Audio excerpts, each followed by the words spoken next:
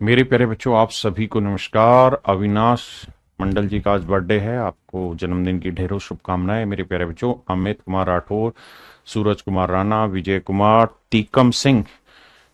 कौरव तीकम सिंह कौरव, मेरे प्यारे बच्चों, आप सभी को राम राम नमस्कार। आप सभी का स्वागत है। सुरभि राठौर, राठौर बहुत है भाई मेरी क्लास में। स्वागत है मेरे प्यारे बच्चों आपका दिल खोलकर। जल्दी से कमेंट करके बताइए कौन बच्चा किस किस शहर का रहने वाला है। मेरे प्यारे बच्चों, आपका सुबह फिर से स्वागत करता हूं इस क्लास में, क्योंकि आप हैं तो हम हैं, आप नहीं तो हम नहीं। आइए अब हम मेरे प्यारे बच्चों पढ़ना स्टार्ट करते हैं। पिछली क्लास में जहां तक पढ़ाया था उससे आगे चलते हैं। एक कॉन्सेप्ट समझना, बहुत काम आएगा आपके। कॉन्सेप्ट ये है मेरे बच्चे कि अगर ये कोई ट्रायंगल है, अगर ये कोई ट्रायंगल है मेरे बच्चे, और मैं यहां कोई लाइन खींच रहा हूं, let's say this is the line.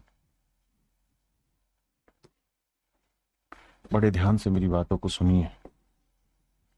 ABCDE।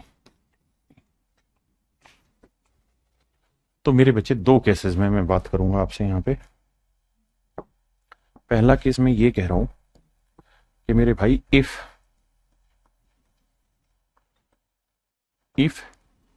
DE is parallel to BC, कि अगर DE BC के पैरेलल है मेरे प्यारे बच्चों, अगर DE मेरे भाई BC के पैरेलल है, देन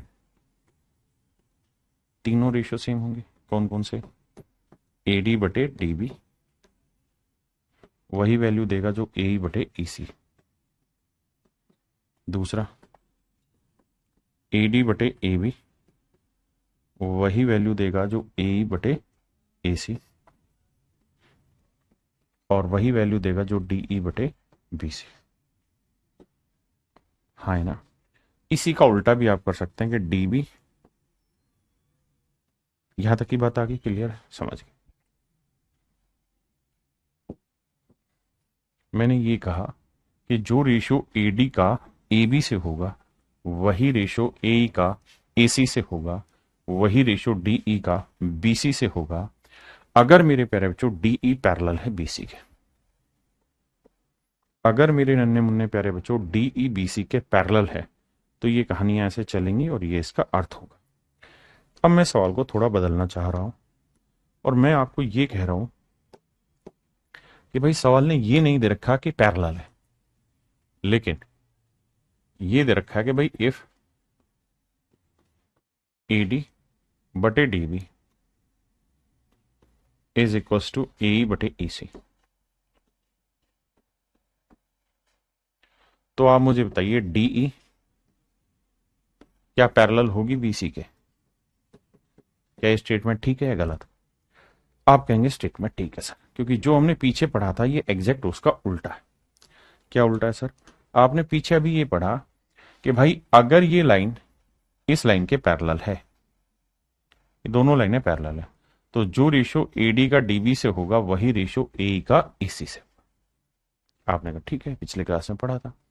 तो मेरे नन्हे मुन्ने बच्चों यहां वही कहानी उल्टी कर दी। कैसे उल्टी कर दीजिए? उल्टी इस तरह से कर दी है कि भैया अगर ये पैरेलल है तो ये रेशियो सेम होगा, लेकिन अगर ये रेशियो सेम है यानी AD का DB से जो रेशियो वही रेशियो अगर AE का EC से है, तो इसका उल्टा भी ट्रू होगा कि भैया DE जो है वो BC के पैरेलल होगी। ये बात भी आपको हमेशा के लिए ध्यान रखनी कि भाई ये बात भी सही है कि पैरेलल होगी, इसमें कोई दो राय नहीं। आपने कहा ठीक है, मान ली बात। अगर मान ली तो अब मैं एक सवाल दे रहा हूं आपको। मैं ये कह रहा हूं DE, D is the mid point. Mid point समझते हैं? मिड पॉइंट का मतलब होता है मध्य बिंदु। D is the mid point of AB, कि भाई D जो है वो AB का मध्य बिंदु है, and E is the mid point of AC, और E जो है मेरे प्यारे बच्चों AC का मध्य बिंदु है। D जो है वो मेरे प्यारे बच्चों AB का मिड पॉइंट है, E जो है वो मेरे बच्चे एसी का मिड पॉइंट है। मैं आपसे ये जानना चाह रहा हूं कि डीई की लेंथ का बीसी की लेंथ के साथ रेशियो बताइए क्या होगा। डीई की लेंथ का बीसी की लेंथ के साथ रेशियो बताइए क्या होगा मेरे बच्चे।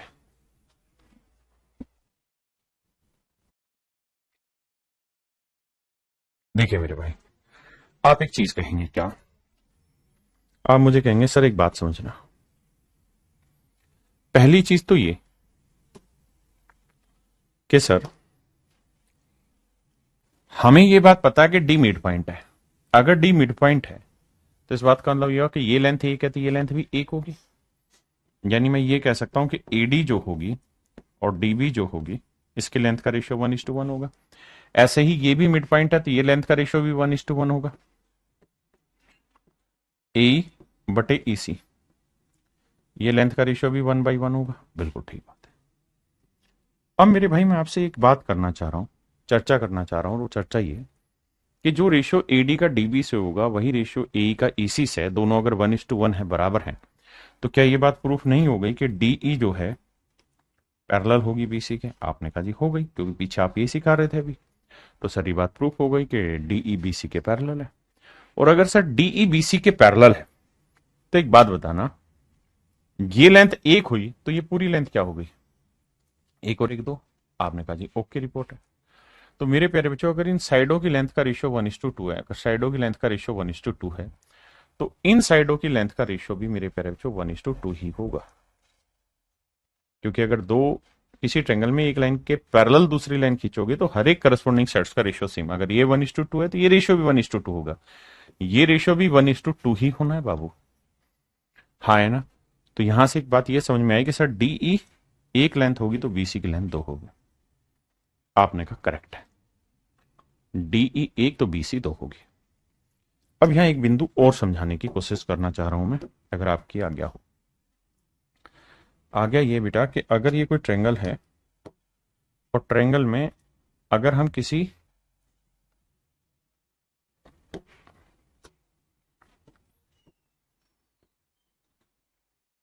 एबीसी कोई ट्रेंगल, और मैं ये कह रहा हूं कि भाई मैंने एबी का कोई मिड पॉइंट ले लिया डी, ये मैं कह रहा हूं कि मिड पॉइंट है, और एसी का मिड पॉइंट ले लिया ई। अगर ये दोनों गिवन है कि मिड पॉइंट है तो दो स्टेटमेंट ध्यान रख लेना। पहली ये कि डीई पैरेलल होगी बीसी के, पहली चीज। दूसरा, डीई जो होगी वो बीसी की आधी भी होगी, क्योंकि मिड पॉइंट होने से रेशियो साइड का 1:2 होगा, तो इन साइडों का रेशियो भी 1:2, यानी ये दो तो ये एक, यानी इसकी आधी होगी। तो डीई हाफ ऑफ बीसी होगा और डीई पैरेलल ऑफ बीसी होगा, अगर डी और ई मेरे प्यारे बच्चों मिड पॉइंट है तो।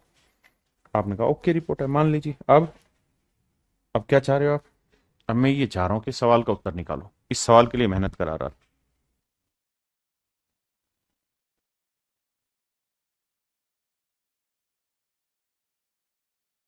देखिए मेरे प्यारे बच्चों, कहानी को ध्यान से समझिए। कहता है एबीसी में डी और एफ भुजा ए बी और बीसी के मध्य बिंदु है। ध्यान देना भाई, डी मिड पॉइंट है और एफ भी मिड पॉइंट है। और कह रहा है एम और एन, एम जो है वो एपी का मिड पॉइंट है और एन जो है मेरे प्यारे बच्चों पीसी का मिड पॉइंट है। बिल्कुल ठीक बात है, ये मध्य बिंदु। तो DM is to E N का रेशियो बताओ, DM is to E N का रेशियो बताइए मेरे प्यारे बच्चों क्या होगा। DM is to E N का रेशियो बताना क्या होगा।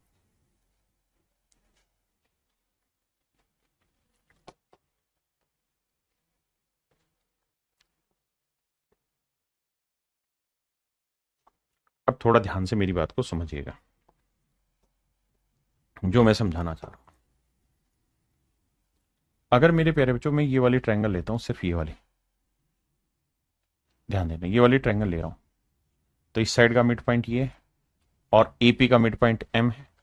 तो अगर मैं इस ट्रायंगल में इन दोनों साइड के मिड पॉइंट को मिलाऊंगा तो जो लाइन बनेगी वो तीसरी लाइन की आधी भी होगी और इसके पैरेलल भी होगी।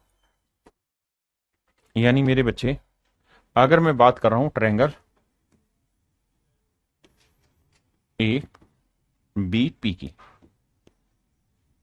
अगर मेरे प्यारे बच्चों में बात कर रहा हूं ट्रायंगल ए बी पी की, तो डीएम जो होगा वो पैरेलल होगा बीपी के, डीएम बीपी के पैरेलल भी होगा, और ये भी ध्यान रहे कि डीएम इज टू पीबी का रेशियो 1:2 होगा, यानी इनकी लेंथ का रेशियो 1:2 होगा। आपने कहा सर सही बात है, बात समझ में आ गई। हाँ है ना भाई, किसी भाई को कोई दिक्कत है यहां तक? नहीं। अब अगली चीज,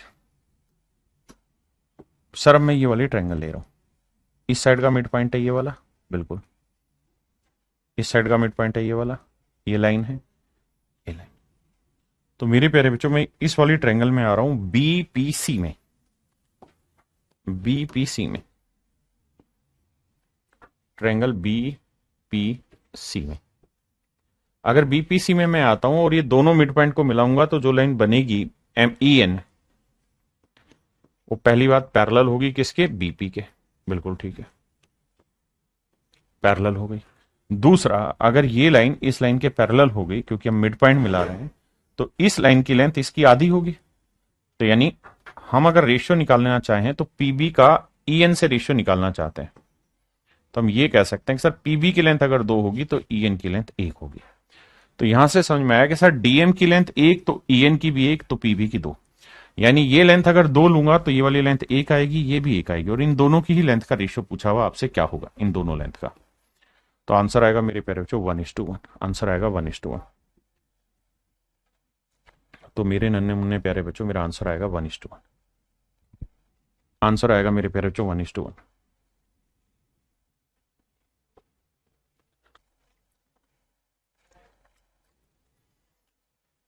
करिए मेरे प्यारे बच्चों इस सवाल को।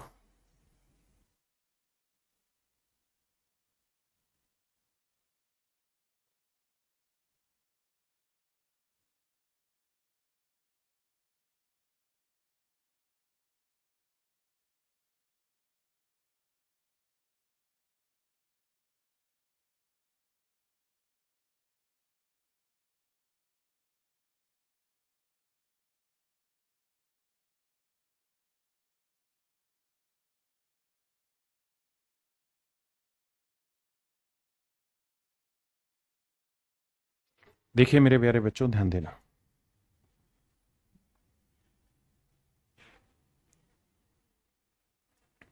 अब जरा सामने फोकस करिए।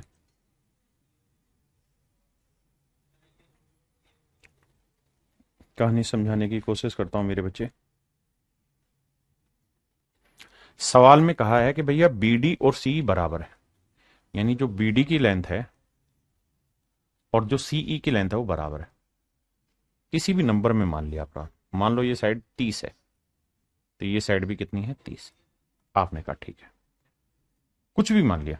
साथ में ये कह रहा है कि जी ये वाला जो एंगल है ना और ये वाला जो एंगल है, ये दोनों एंगल भी आपस में बराबर हैं, B और C एंगल भी बराबर। मान लीजिए बात। अब मेरे बच्चों खेल शुरू होगा। आज मेरे दोस्त एक बात बताना, अगर इस ट्रायंगल में ये वाला एंगल और ये वाला एंगल इक्वल हैं तो इनके अपोजिट साइड बराबर होंगी बड़ी ट्रायंगल में। तो एंगल C के अपोजिट ये वाली साइड है भैया? आपने कहा हाँ। और एंगल B के अपोजिट ये वाली साइड है? बिल्कुल। तो इसका मतलब ये दोनों ही साइडें आपस में बराबर होंगी? आपने कहा बिल्कुल ठीक है। यानी मेरे प्यारे बच्चों, ये दोनों ही भुजाएं आपस में बराबर होंगी, इसमें कोई दो राय नहीं। यानी ये वाली साइड और ये वाली साइड दोनों ही आपस में इक्वल होंगी। अब बेटा एक बात बताना, अगर ये दोनों ही साइडें आपस में बराबर है, ये साइड और ये साइड की लेंथ बराबर है, तो कुछ भी मान लो दोनों की लेंथ, मान लेते हैं 40-40 है। आपने कहा जी हाँ। तो ये भी 40 है तो ये भी 40 है, तो 40 में ये 30 है तो ये कितनी बची? 10। ये 40 है, ये 30, तो ये भी कितनी बची? 10। तो अब आपने एक चीज नोटिस की कि AD/DB का जो रेशियो है वही रेशियो AE का इसी से। आप कहें जी हम ऐसा क्यों ले, हम तो XY मानेंगे तो आप इसे X मानेंगे तो ये भी X होगा, इसे Y मानेंगे तो ये भी Y होगा, तो ये पूरी लेंथ Y ये X, तो ये Y-X है। तो आप देखेंगे दोनों ही सेम आएगा, यानी रेशियो सेम आएगा। मतलब जो रेशियो AD का DB से है ना बाबू, वही रेशियो AE का EC से आ जाएगा। और जब ये रेशियो सेम हो जाएंगे तो उस कंडीशन में मेरे प्यारे बच्चों हम कह देंगे कि DE जो होगा वो पैरेलल होगा BC के। उस कंडीशन में हम कह देंगे कि DE पैरेलल होगा BC के, DE BC के पैरेलल होगा, उस केस में हम कह देंगे। क्या आप समझ पाए? आइए मेरे दोस्त अब आगे बढ़ते हैं।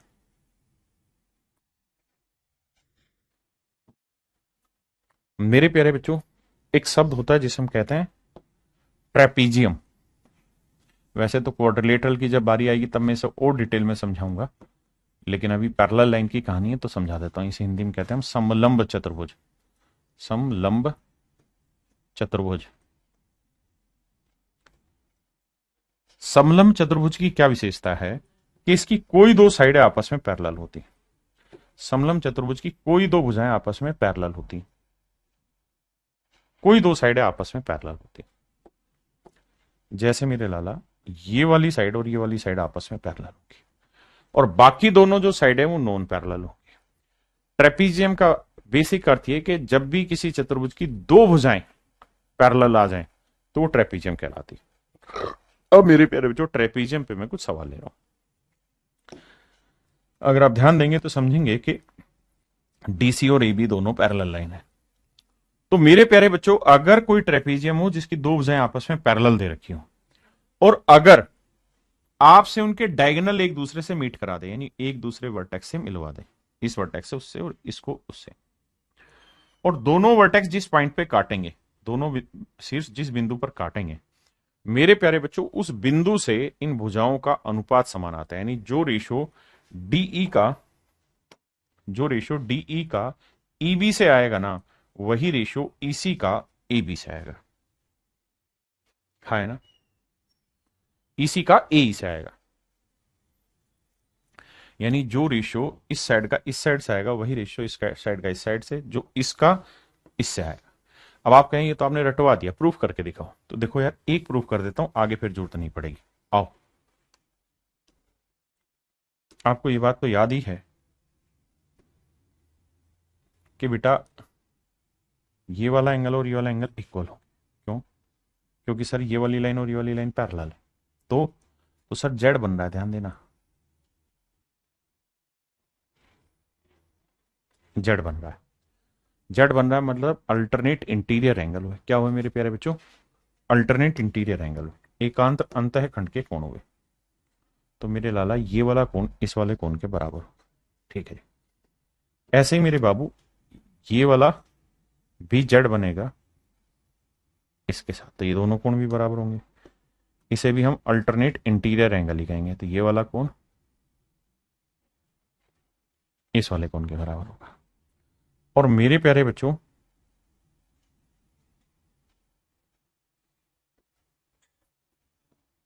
ये कोण भी आपस में बराबर होंगे। आप कहेंगे क्यों? क्योंकि सर ये वर्टिकल अपोजिट हो गए, शीर्षाभिमुख कोण हो गए।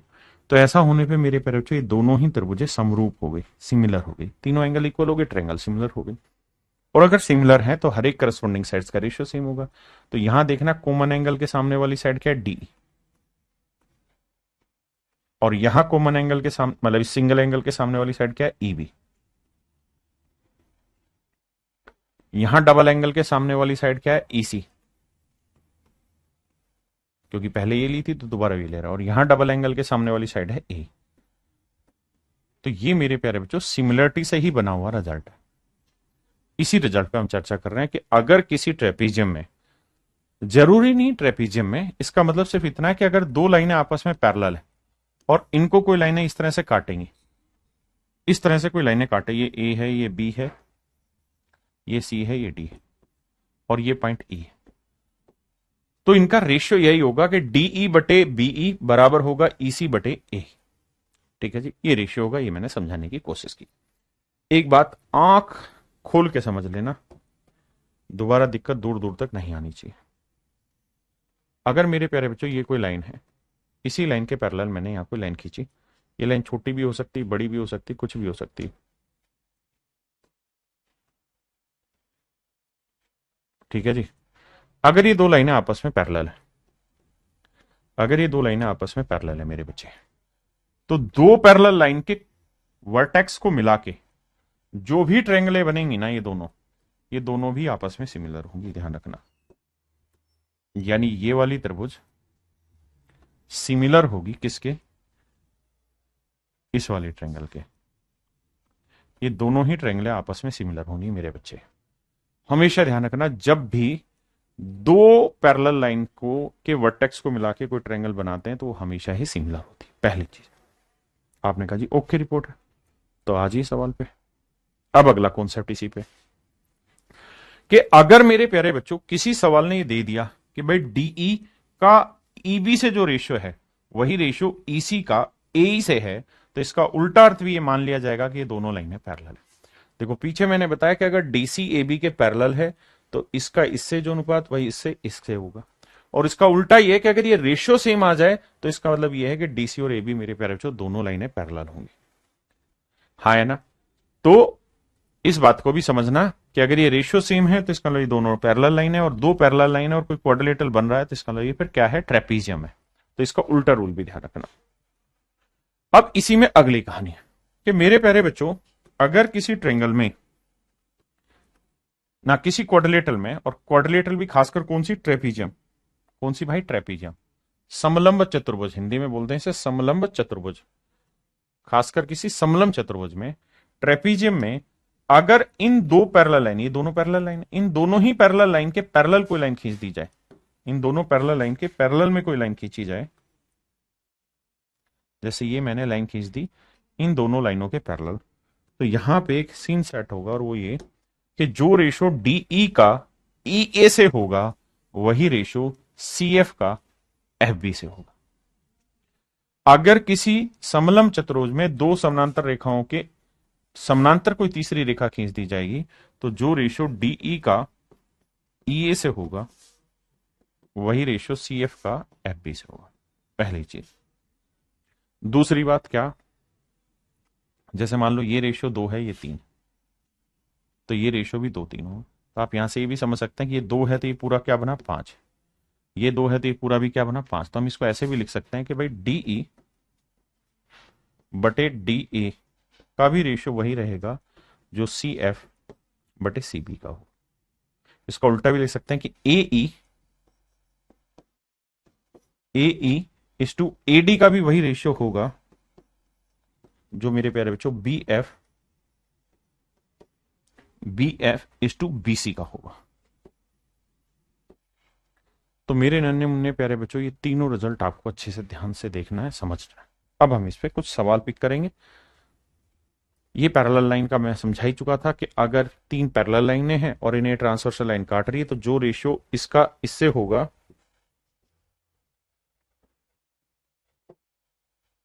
अगर ये 3 पैरेलल लाइन है, ध्यान से देखोगे तो ये एक ट्रेपीजियम बन गया, और इस ट्रेपीजियम में इन दोनों लाइनों के पैरेलल ये तीसरी लाइन खींची हुई है।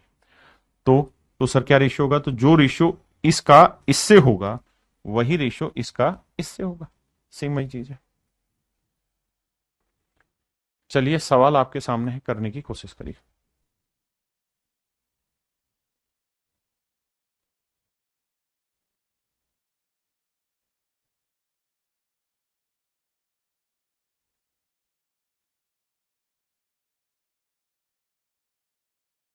देखिए मेरे प्यारे बच्चों, कहा है कि ए बी और डी सी पैरेलल हो, ए बी लिखा ही नहीं, ए यहां होगा बी यहां, ये दोनों लाइनें आपस में पैरेलल। अगर मेरे बच्चे ये दोनों लाइनें पैरेलल हैं तो जो रेशियो इसका इससे होगा 3/x-3 होगा, वही रेशियो मेरे बच्चे x-5 का 3x-19 होगा। सवाल में कह रहा है कि भैया हमें x की वैल्यू निकाल के बताइए। देखो यार, क्रॉस मल्टीप्लाई करेंगे, 3 को 3 से गुना करेंगे तो 9x आएगा, 19 दिए 57 आएगा। इसको इससे करेंगे तो x² आएगा, प्लस 5 दिए 15 आएगा, और -8x आएगा। हाँ जी साहब। अब मेरे बच्चों कुछ नहीं करना आपने, अब आपने एक सिस्टम सेट करना है कि क्वाड्रेटिक इक्वेशन बनेगी, तो x² को यहीं रखिए, ये 9x इधर आएगा, माइनस का होगा 9 और 8 17x होगा, और ये -57 इधर आएगा तो प्लस का हो जाएगा 57 और 15, ये हो जाएगा 7 5 12, 5 1 6 7 72। अब मेरे बच्चे आपको x की वैल्यू निकालनी है, हाँ है ना? अब x की वैल्यू निकालनी है तो आपने बताना है x की कौन सी ऐसी वैल्यू है जो इसको सेटिस्फाई कर देगी।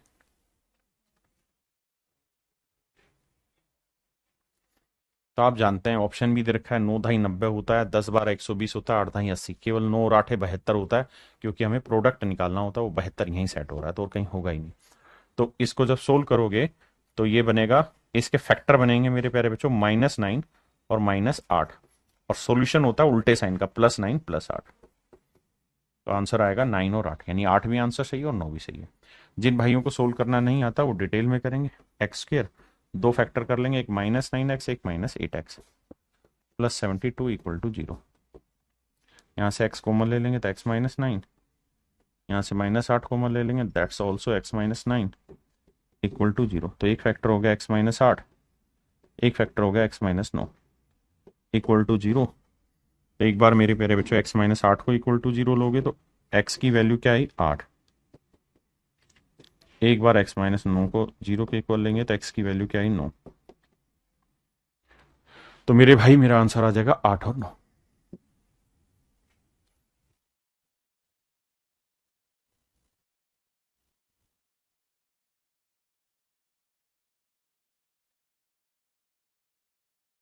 आइए मेरे भाई, तो मेरे बच्चे ये 4 है, ये x 4x -2 है,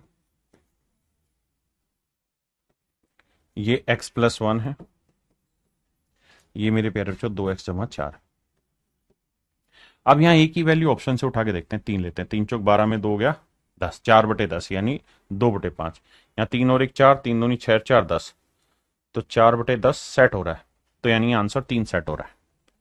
डिटेल करो ही नहीं, ऑप्शन से चेक करो भाई। 3 चौक 12 में 2 गया 10, तो 4/10 आया। यहाँ रखेंगे तो 3 और 1 4, 3 दूनी 6 और 4 10, 4/10 बराबर आ रहा है। Option A is your right answer. ये मेरे प्यारे बच्चों आप कर लेंगे इसी तरह से।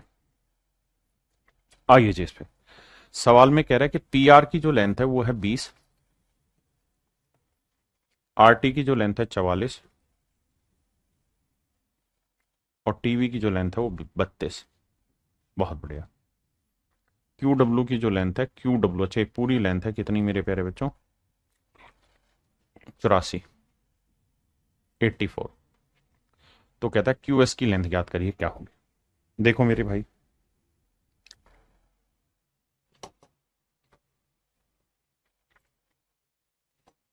देखिए ध्यान से मेरे प्यारे बच्चों, अभी थोड़ी देर पहले यही चीज समझा के हटाऊं कि ऐसे में अगर ये पैरेलल लाइन काटेगी तो जो रेशियो इसका इससे होगा वही इसका, मतलब ये A/B/C है ना रेशियो, तो ये भी A/B/C ही होना है। तो आप करिए क्या, बस सिंपली इसका रेशियो फाइंड आउट करिए। 4 से काटें, 4 5 20, 4 11 44, 4 8 32। तो रेशियो है मेरे प्यारे बच्चों 5 11 8, तो इनका भी रेशियो 5:11:8 होगा। तो 84 को 5 11 8 में बांटना है, तो 5 और 11 16, 16 और 8 24, तो 24 यूनिट रिप्रेजेंट कर रहा है 84 को। तो एक यूनिट की वैल्यू 84/24। और मेरे भाई हमसे पूछा क्या क्यू एस, तो क्यू एस की लेंथ कितनी है 5। तो देखो 4 से काटेंगे, 4 एकम 4, 6 से कट जाएगा, 12 से कट रहा है यार, 12 7 84, 12 दूनी 24, 7 5 35/2, 35/2 होता है 17.5 centimetre. So this is your answer my dear student, 17.5 is your right answer. 17.5 centimetre is your right answer. क्या आप समझे कि नहीं?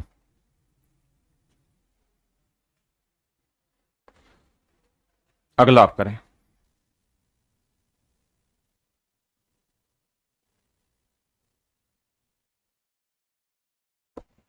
देखिए मेरे दोस्त, सवाल में कह रहा है कि BH की लेंथ है 188, यानी यहां से यहां तक की जो ये लेंथ दे रखी है दिस इज 188।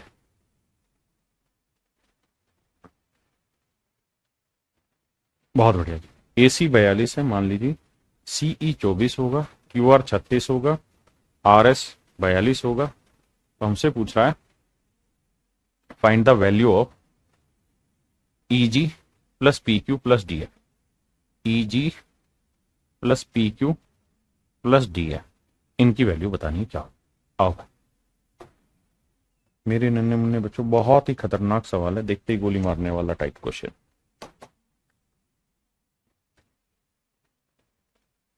अब जरा ध्यान देना मेरी बात, जिस पे फोकस करूं उसी पे ध्यान दिया जाए। मेरे प्यारे बच्चों, ईमानदारी से ही बताना, ये आपको ट्रेपीजियम दिखाई दे रही कि नहीं दे? सिर्फ इतना बताइए और कुछ नहीं। आप कहेंगे हाँ सर ट्रेपीजियम दिखाई दे रही है, चश्मा क्यों लगा लिया, मन कर गया यार लगाने। सर ये ट्रेपीजियम दिखाई दे रही है क्योंकि ये लाइन इस वाली लाइन के पैरेलल है, बिल्कुल है। यानी ये दोनों लाइनें पैरेलल है और ये वाली लाइन और ये वाली पैरेलल नहीं है, तो ये ट्रेपीजियम बनी, इसमें कोई दिक्कत नहीं। तो मेरे भाई अगर ये दोनों ट्रेपीजियम बन गई तो एक मुझे बात बताना, इस ट्रेपीजियम में सिर्फ इतनी ट्रेपीजियम में ये दोनों लाइनें पैरेलल है, बिल्कुल। और मेरे प्यारे बच्चों इस ट्रेपीजियम में हमने इन दोनों लाइनों के पैरेलल ये वाली लाइन खींची है, बड़ी नागिन, बिल्कुल ठीक है। तो जो रेशियो इस साइड का इस साइड से होगा वही रेशियो इस साइड का इस साइड से होगा, बिल्कुल ठीक है। तो भैया एक बात बताओ, ये 42 है, 36 है, तो ये रेशियो निकालें तो कितना है, 6 7 42 और 6 चिंग 36, यानी रेशियो आया 6:7। तो मेरे बाबू ये रेशियो भी 6:7 ही होगा। आपने कहा ठीक है सर ये 6-7 होगा, मान लेते हैं, आप कौन मना कर रहा है। तो सर 6 चौक 24 है, तो 1 यूनिट 4, तो 7 चौक 28, तो ये वाली लेंथ होगी 28 सेंटीमीटर। सबसे पहले इस बात पे ये कि ये लेंथ 28 सेंटीमीटर, अगर आप ये निकाल पाएंगे तभी आगे कुछ जान पाएंगे। आप निकालिए, ठीक।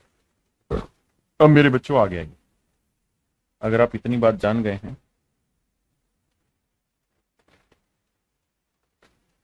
तो कहानी मेरी,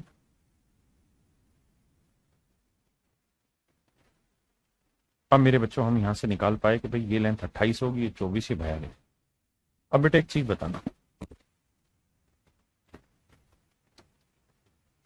भैया, ये लाइन ये लाइन ये लाइन ये लाइन चारों लाइनें पैरेलल है, ये ट्रांसवर्सल लाइन काट रही है, बिल्कुल। तो जो रेशियो इसका इससे इससे होगा वही रेशियो इसका इससे इससे होगा, बिल्कुल ठीक है। अब कुछ नहीं करना, आपने ये देखना कि तीनों का रेशियो क्या है। तो सर 4 से तो कटेगा नहीं, 2 से कटेगा, 2 2 21 42 होगा, 2 से काटोगे 12 आएगा और 2 से काटोगे 14 आएगा। इसका मतलब मैं ये कह सकता हूं सर कि इन तीनों साइड की लेंथ का जो रेशियो है वो 21:12:14 होगा। आपने कहा ठीक है, अगर ये रेशियो 21:12:14 होगा तो ये वाला रेशियो भी मेरे प्यारे बच्चों 21:12:14 ही होगा। 21 यूनिट ये होगा 12 यूनिट, तो ये होगा 14 यूनिट।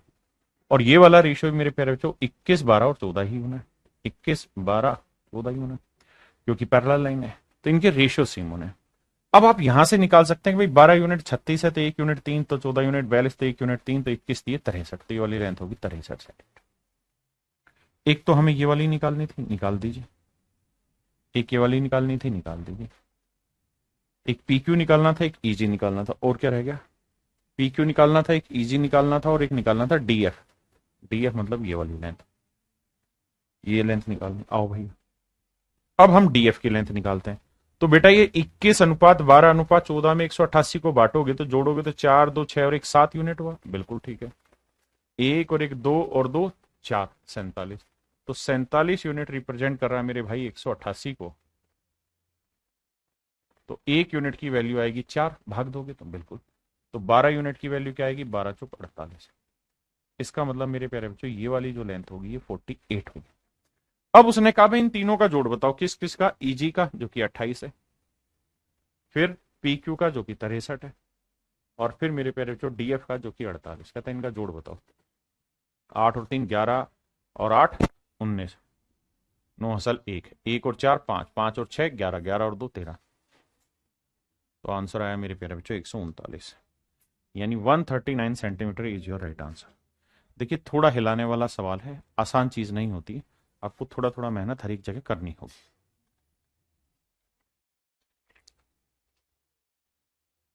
करिए भैया।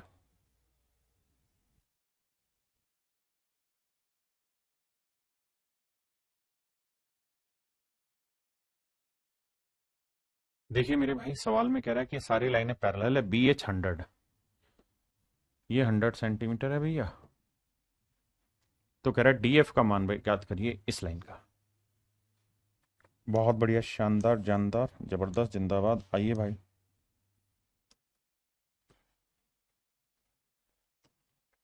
देखिए मेरे बच्चे सबसे पहला काम इनका रेशियो ले लो, 0 0 0, 5 3 4 रेशियो आया, तीन साइडों की लेंथ का रेशियो भी 5:3:4 आया। तो 5 3 4 में 5 और 3 8 और 4 12, 12 यूनिट मेरे प्यारे बच्चों 100 को रिप्रेजेंट कर रहा है, तो 1 यूनिट की वैल्यू 100/12। तो मुझसे वैल्यू किसकी पूछी है, 3 यूनिट की, डी एफ की। तो गुना 3, 3 से काटा 4, 4 से काटा भाई 25, तो आंसर आएगा 25 सेंटीमीटर, यानी डी एफ की लेंथ मेरे प्यारे बच्चों 25 सेंटीमीटर। कितनी मेरे भाई? 25 सेंटीमीटर। तो 25 centimetre is your right answer.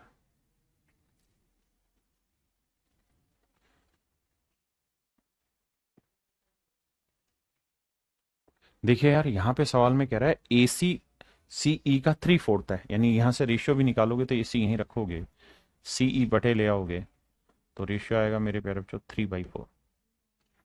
यानी CE की लेंथ 4 होगी तो AC की लेंथ होगी 3। तो अगर ये लेंथ का रेशियो 3:4 है तो ये रेशियो भी 3:4 होगा, बिल्कुल। अब मुझसे सवाल में कह रहा है कि भाई AB की लेंथ है 29, ये लेंथ है 29 सेंटीमीटर, बहुत बढ़िया। EF की लेंथ है 57, बहुत शानदार जी, 57 सेंटीमीटर है। तो बताइए CD की लेंथ क्या होगी? CD की लेंथ क्या होगी, ये मेरे प्यारे बच्चों मेरा सवाल है। आइए मेरे भाई,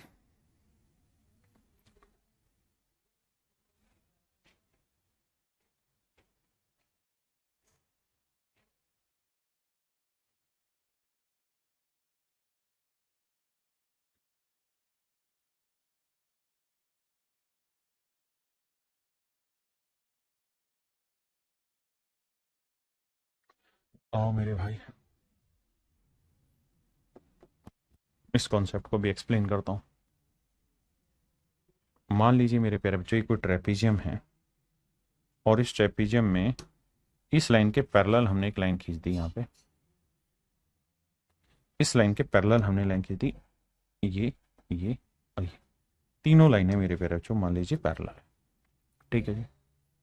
A B C D। अब यहां से कुछ रिजल्ट है जो लिखवाने हैं। पहली चीज मेरे प्यारे बच्चों, ये पैरेलल है, ये मान लीजिए E है, ये F है। अगर ये ट्रेपेजियम है और इन दोनों ही लाइनों के पैरेलल हमने ये लाइन खींची है, और अगर ये रेशियो A:B है मेरे प्यारे बच्चों, तो ये वाला रेशियो भी A:B ही होगा। आपने कहा बिल्कुल ठीक है, रेशियो नहीं बदलेगा सर, रेशियो नहीं बदलेगा। अब आपसे पूछेगा EF की लेंथ बताइए क्या होगी, EF की लेंथ बतानी है आपने क्या होगी। तो देखिए मैं EF की शॉर्ट ट्रिक लिखवाता हूं, लेकिन उससे पहले डिटेल समझाता हूं एक बार, फिर शॉर्ट ट्रिक समझाऊं। मैं क्या करता हूं मेरे बच्चे, मैं ये करता हूं कि या यूं करते हैं, सीधे सवाल से लाता हूं, सवाल से समझाऊंगा, जल्दी समझ में आएगा। जैसे इस सवाल पे, इस सवाल पे आइए मेरे पीछे, इस सवाल को करिए, फिर वहां लेके आऊंगा।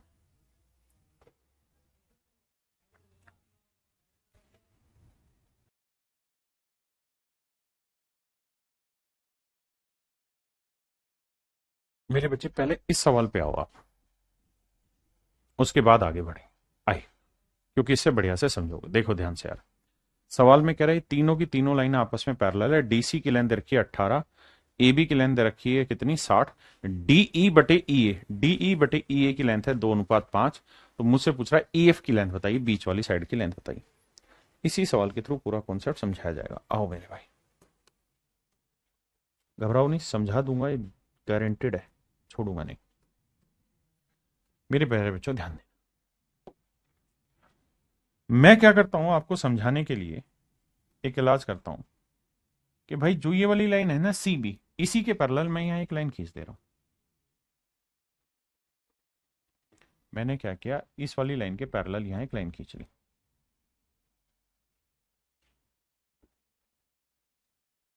इसके पैरेलल हमने यहां एक लाइन खींच दी,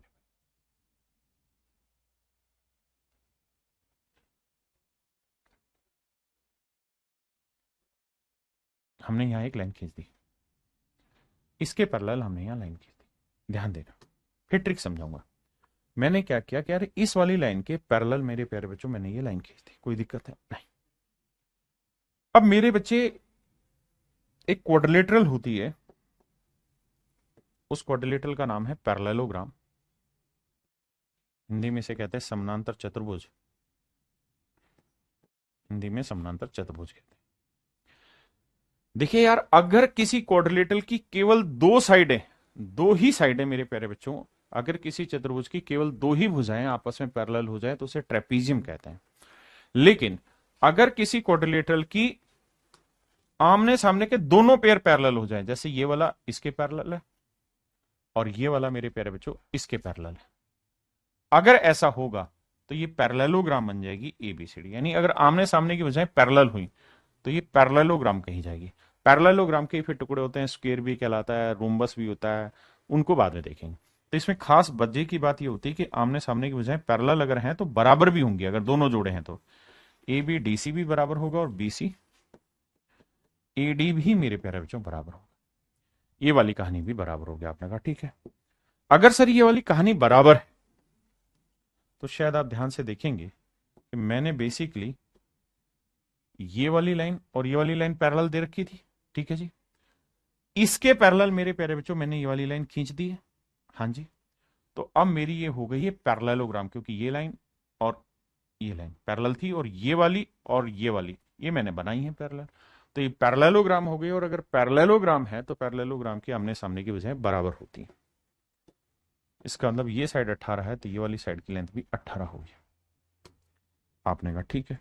और अगर ऐसा है तो ये वाली लेंथ भी 18 ही होगी, क्योंकि ये और ये तीनों बराबर हो रही है। आपने कहा ठीक है जी, तो ये लेंथ भी मेरे प्यारे बच्चों 18 ही होगी। ये लेंथ 18 सेंटीमीटर ही होगी, ठीक है जी। अब मेरे बच्चों ये बताना है पूरी साइड की लेंथ कितनी है साहब? ये है 60। अगर ये 60 है तो 60 में से ये 18 हटा दो, तो 18 हटाओगे तो बची कितनी? 42 सेंटीमीटर। तो ये जो लेंथ है मेरे प्यारे बच्चों ये 42 सेंटीमीटर है। अब मेरे बच्चों इस बात पे ध्यान देना, इस वाली ट्रायंगल पे, इस वाली ट्रायंगल पे ध्यान देना। इस ट्रायंगल में 42 सेंटीमीटर के पैरेलल ये वाली लाइन है। हाँ सर बात तो सही है। तो अगर आप इस त्रिभुज पे ध्यान दें, इस ट्रायंगल पे अगर आप ध्यान देंगे तो आप पाएंगे कि इस ट्रायंगल में ये जो नागिनें हैं ये दोनों पैरेलल हैं। तो जो रेशियो इस साइड का पूरी बड़ी साइड से होगा वही रेशियो इस साइड का पूरी बड़ी साइड से होगा। आपने कहा बिल्कुल ठीक बात है, इसमें तो कहीं कोई दिक्कत नहीं है। तो अगर ये लेंथ 2 है और ये लेंथ 7 है तो मेरे प्यारे बच्चों हर हाल में ये लेंथ 2 होगी तो ये वाली लेंथ 7 होगी। तो ये 7 नहीं 42 सेंटीमीटर, तो 7 यूनिट 42 है तो 1 यूनिट की वैल्यू 6 होगी, तो 2 यूनिट की वैल्यू 12 होगी। तो यहां से यहां तक की लेंथ होगी 12, ये लेंथ होगी 18। तो ई एफ की लेंथ पूछी थी तो मेरे प्यारे बच्चों ई एफ की जो लेंथ होगी वो होगी 30 सेंटीमीटर।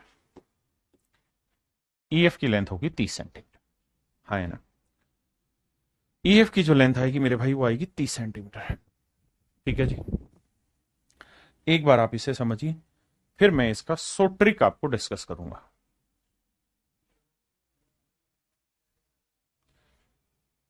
अब मेरे प्यारे बच्चों अगर हम सोट्रिक पे बात करें कि साहब इसका सोट्रिक क्या है, तो सोट्रिक पे चर्चा कर रहे हैं। आ जाओ जल्दी से, क्या है सोट्रिक?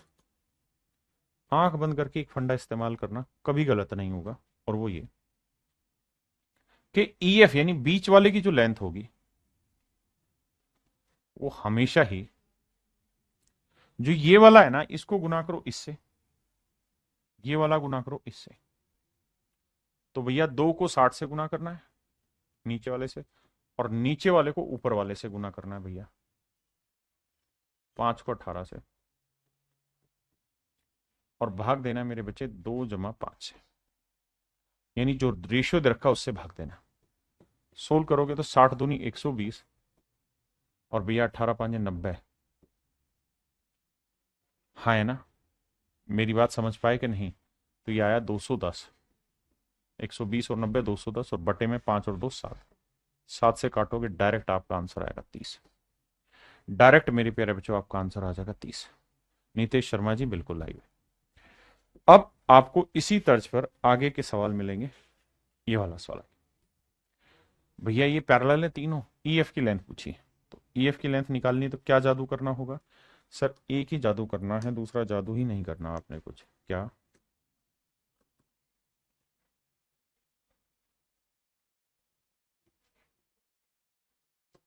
आइए मेरे भाई, तो ई एफ की जो लेंथ होगी उसमें क्या करना है? 2 को गुना करो 100 से, 2 को 100 से गुना किया, 3 को गुना करो 60 से, और भाग दे दो 2 + 3। हाँ जी। अब मेरे नन्हे मुन्ने प्यारे बच्चों बात सुन, तो 2 को 100 से गुना किया 200, और 3 को 60 से गुना किया 180। तो ये आया मेरे प्यारे बच्चों 380। 2 और 3 जोड़ा 5, 5 साते 35, 5 छिंग 30। तो आंसर आया मेरे प्यारे बच्चों 76 सेंटीमीटर। आंसर आया 76 सेंटीमीटर। सीधा ट्रिक का इस्तेमाल करना और कुछ दिमाग लगाना ही नहीं है। अब आते हैं इस वाले सवाल पे। आइए मेरे भाई,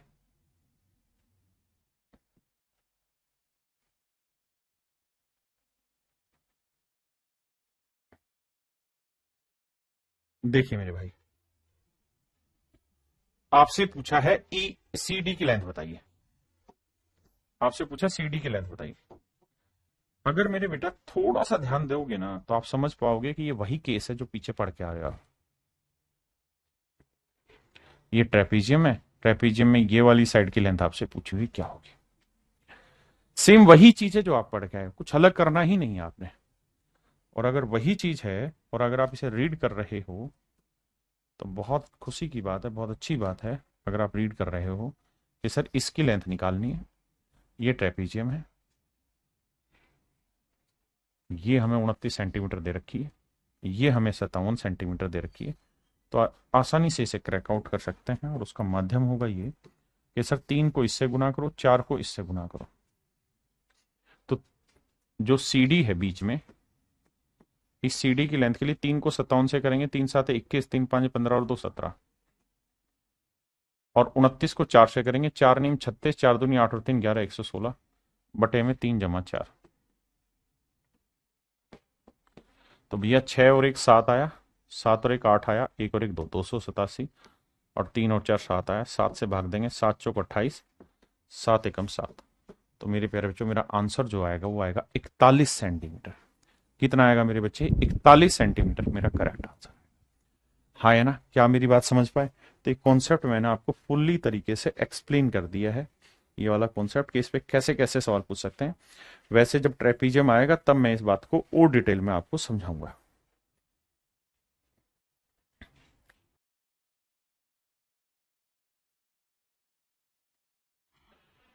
देखिए मेरे प्यारे बच्चों, बीसी के समानांतर एक रेखा त्रिभुज एबीसी की भुजा एबी तथा एसी को बिंदु पी और क्यू पर प्रतिच्छेदित करती है।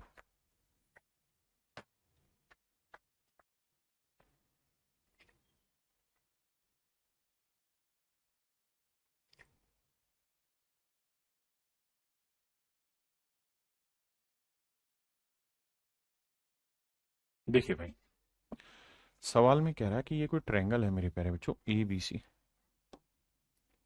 ए बी सी। इस ट्रायंगल में भुजा बीसी के समानांतर एक रेखा त्रिभुज एबीसी में एबी और एसी को पी और क्यू पर काटती है।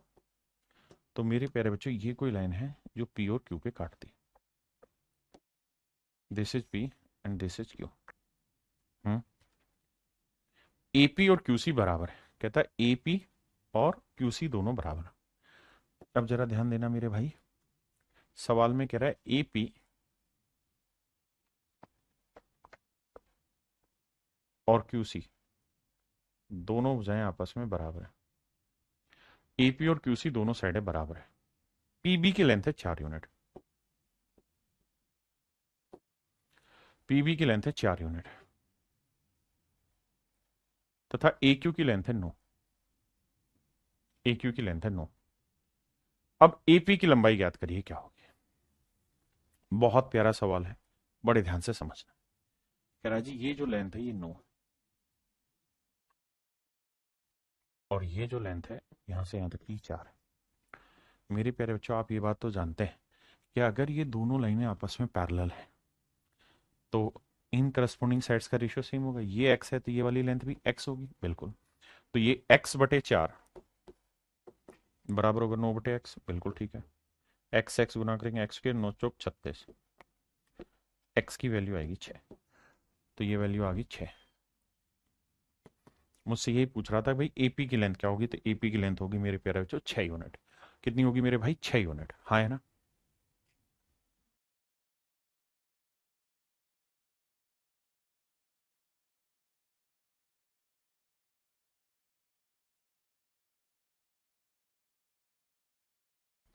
देखिए मेरे प्यारे बच्चों, सवाल में कह रहा है ट्रायंगल पी क्यू आर में भुजा पी आर और पी क्यू पर दो बिंदु एस और टी इस तरीके से हैं।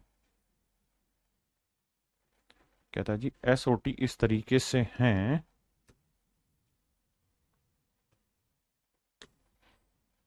ये कोई ट्रायंगल है P Q are.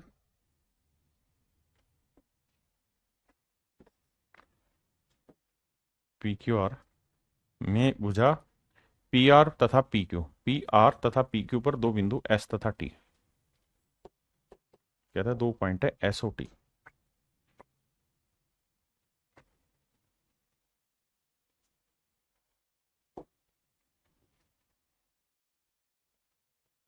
S O T कि P Q R P S T के बराबर है।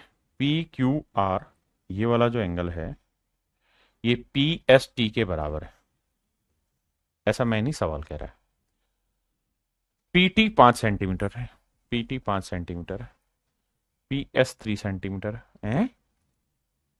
अच्छा ये वाला 3 सेंटीमीटर है। टी क्यू 3 सेंटीमीटर है। भाई ये क्या कहानी कह रहा है, लिखना भाई पी क्यू आर में मुझे पी आर और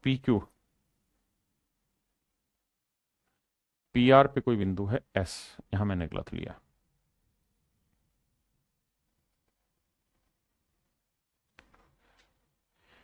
पी क्यू आर ले रहे हैं मेरे भाई, यहां पॉइंट गलत लिया है। तो सवाल में मेरे प्यारे बच्चों कहा है कि साइड पी क्यू पर ना साइड पी आर पर कोई पॉइंट है एस, साइड पी आर पे कोई पॉइंट है एस और पी क्यू पर कोई पॉइंट है टी। माफ करिएगा ये बात कह रहा है, ठीक है जी। अब कह रहा है कि पी क्यू आर ये वाला एंगल और पी एस टी ये वाला एंगल, ये दोनों एंगल आपस में इक्वल है। बहुत शानदार। और पीटी 5 सेंटीमीटर है मेरे प्यारे बच्चों, बहुत बढ़िया। पी एस 3 सेंटीमीटर है, बहुत बढ़िया। टी क्यू 3 सेंटीमीटर है, माशाल्लाह सुभान अल्लाह। एस आर की लेंथ बतानी क्या होगी, ये मेरा सवाल है। ये मेरे प्यारे बच्चों मेरा सवाल है, बहुत प्यारा सवाल है, ध्यान दें कैसे करें इसे। अब एक काम करते हैं, अब जो दिया हुआ है इसको हटाते हैं। देखिए एक बात समझना, क्या कि मेरे प्यारे बच्चों ये दोनों ही ट्रायंगल आपस में सिमिलर हैं। सिमिलरिटी की सबसे शुरुआती कहानी यहीं से बताई हुई है आपको। क्या कि देखो यार, एक ट्रायंगल में ले रहा हूं ये वाली, ठीक है, इसमें ये वाला एंगल, ध्यान देना ये वाला एंगल बड़े में भी यही है और छोटी में भी वही है। और एक ट्रायंगल ले रहा हूं मेरे प्यारे बच्चों में ये वाली,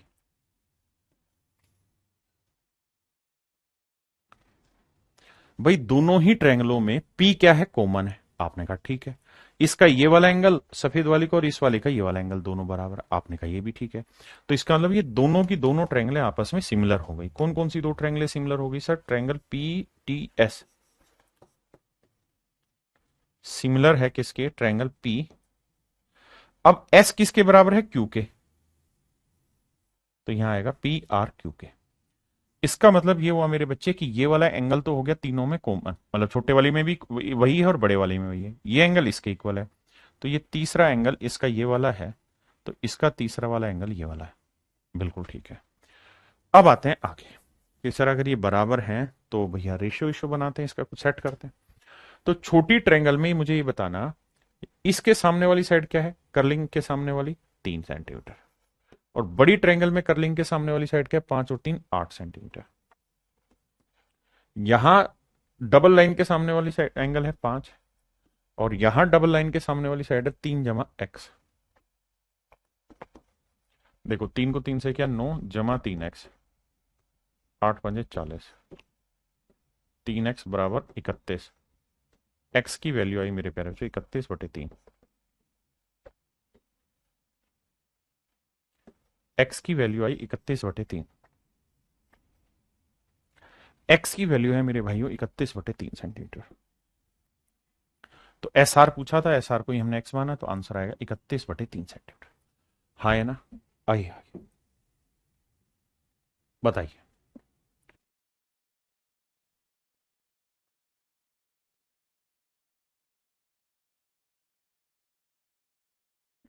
देखिए मेरे प्यारे बच्चों, अब सवाल को ध्यान से देखना भाई। कहता है जी x का मान ज्ञात करो, मैं इसकी फिगर को थोड़ा बड़ा करता हूं, एनहेंस कर देता हूं ताकि दिखाई दे जाए ढंग से।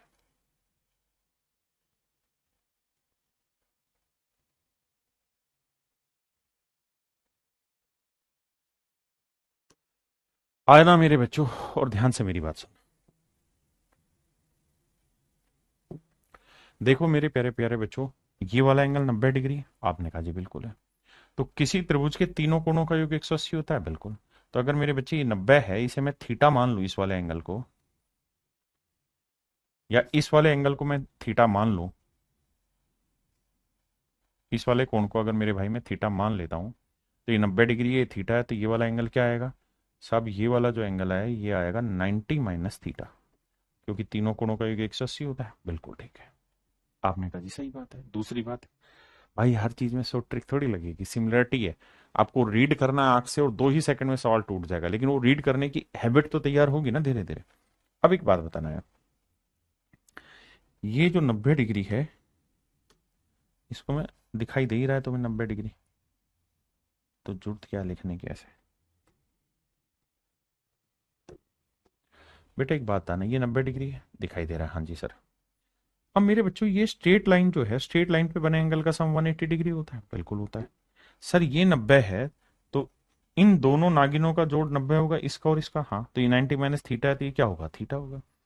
ये थीटा है, ये 90 है, तो ये क्या होगा? 90 माइनस थीटा। हाँ सर, बात समझ में आती है। तो मेरे प्यारे बच्चों, अगर आपको बात समझ में आती है, तो आप ये भी समझ गए कि ये दोनों की दोनों ट्रायंगलें सिमिलर हो गई। ये वाली और ये वाली दोनों समरूप हो गई। कैसे समरूप हो गई सर? समरूप ऐसे हो गई क्योंकि दोनों त्रिभुजों के तीनों कोण आपस में बराबर है। अब बताना, यहां 90 के सामने वाली साइड 8 है, और मुझसे पूछा क्या था? एक्स।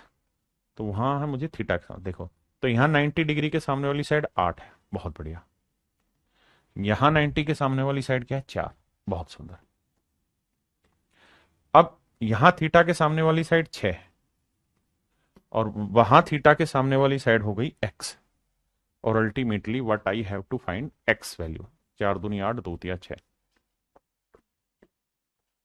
क्रॉस मल्टीप्लाई करेंगे तो मेरे प्यारे जो एक्स की जो वैल्यू आएगी वो 3 सेंटीमीटर आएगी। एक्स की जो वैल्यू आएगी मेरे प्यारे बच्चों 3 सेंटीमीटर आएगी, हाँ है ना? ये मेरा आंसर है। अब अगले पे कार्रवाई आपकी तरफ से होनी चाहिए। सवाल में कह रहा है एसी और सीडी बराबर है, ये वाली लाइन और ये वाली लाइन दोनों ही आपस में बराबर है। तो कहता है एक्स का मान ज्ञात करिए, क्या होगा? यानी ये वाली एक्स की वैल्यू निकालनी है। करिए भाई कोशिश।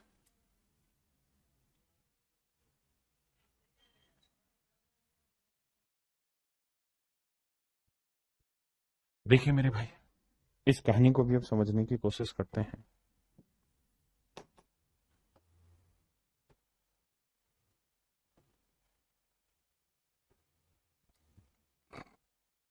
आइए, देखो मेरे भाई, ये 90 है, तो ये वाला एंगल मान लेते हैं थीटा, ये वाला, तो ये 90 तो ये आएगा 90 माइनस थीटा। ये 90 माइनस थीटा, ये 90 तो ये आएगा थीटा, और ये 90 ये थीटा, तो ये आएगा 90 माइनस थीटा। अब आपने देखना है क्या कि डीसी की वैल्यू बतानी है, और सवाल में कह रहा है कि एसी और डीसी बराबर है, तो ये लेंथ भी एक्स है। आपने कहा नहीं, ये गलत बोल दिया गया। एसी और सीडी बराबर है, एसी सीडी बराबर कैसे हो सकती है? ठीक है, बराबर है तो कोई दिक्कत ही नहीं है फिर। ये तो कॉन्ग्रुएंसी का केस आ गया फिर, कॉन्ग्रुएंट हो गई ट्रायंगल, सर्वांगसम हो गई, ये सिमिलरिटी का नहीं भाई, कॉन्ग्रुएंसी का क्वेश्चन फंस गया। बाकी समझा देता हूं कि अगर ये दोनों साइडें बराबर आ गई, तो इसका मतलब इनकी साइडों का रेशियो 1:1 आ गया, तो हर एक करस्पॉन्डिंग साइड्स का रेशियो 1:1 होगा। तो यहाँ 90 माइनस थीटा के सामने वाली जो साइड होगी वो वही होगी जो यहाँ 90 माइनस थीटा के सामने। तो यहाँ 90 माइनस थीटा के सामने वाली साइड क्या है? 3, तो ये वाली साइड भी मेरे प्यारे बच्चों क्या होगी? 3। और यहाँ थीटा के सामने वाली साइड 2 है, तो यहाँ पे भी थीटा के सामने वाली साइड क्या होगी? 2। ठीक है जी। आप रेशियो में जाएंगे तो 1:1 बन रहा है, क्योंकि दोनों साइडें बराबर, हाँ है ना? अब एक बात बताना कि भैया ये साइड 2 है, ये 3 है, 3 निकाल देंगे, कैसे निकलेगा? पाइथागोरस थ्योरम, 3 का वर्ग 9, 2 का वर्ग 4, 9 और 4 13, तो आंसर आएगा मेरे प्यारे चो रूट 13। ये आएगा आंसर √13। करिए जी सर।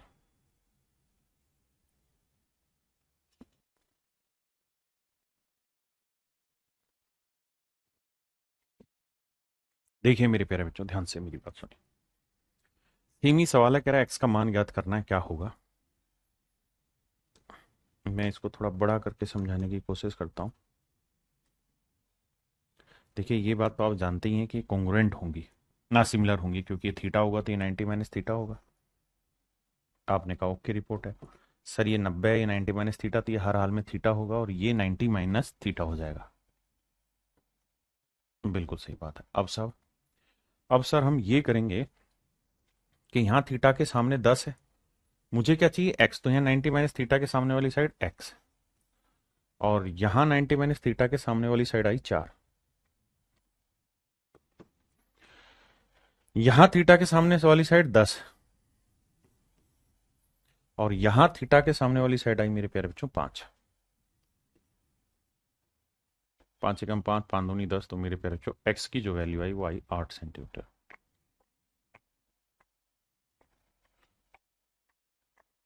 तो हमसे एक्स की वैल्यू पूछी थी, तो मेरे प्यारे बच्चों मेरा राइट आंसर होगा 8 सेंटीमीटर। हाँ जी। अब आइए असली तोड़ पे।